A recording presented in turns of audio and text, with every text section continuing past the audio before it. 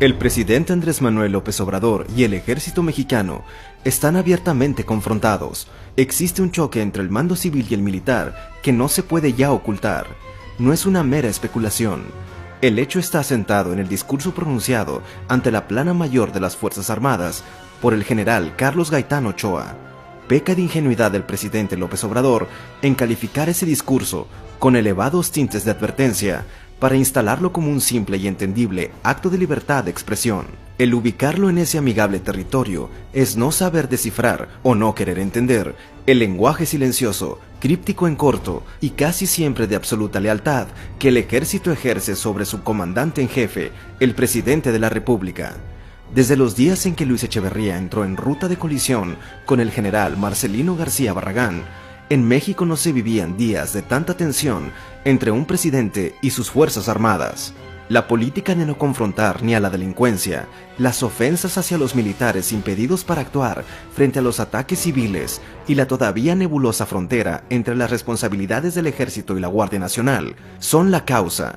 El tropiezo táctico de Culiacán es solo la gota que derrama el vaso, porque el discurso del general Gaitán no es una accidental y solitaria entrevista a título personal, sino un discurso formal, pronunciado frente al general secretario Luis Crescencio Sandoval y frente a los más altos mandos castrenses en activo y retirados.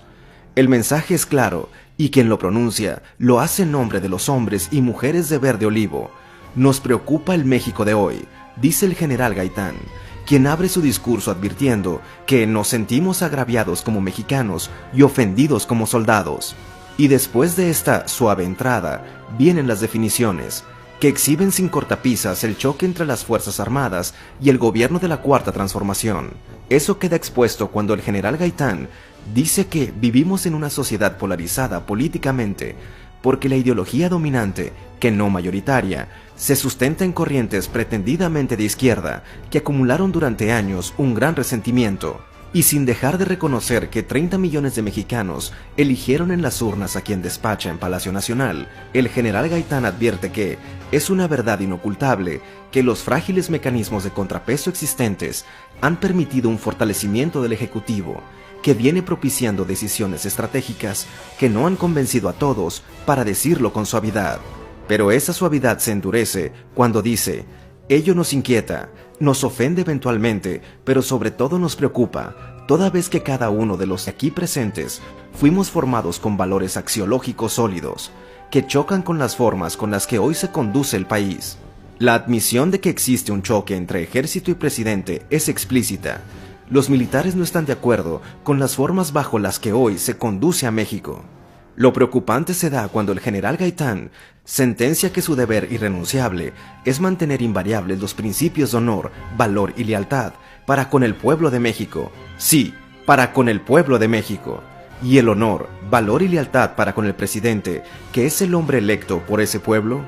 El desencuentro mayor del discurso se da cuando el general Gaitán cuestiona: ¿quién ignora que el alto mando enfrenta desde lo institucional a un grupo de halcones que podrían llevar a México al caos y a un verdadero estado fallido?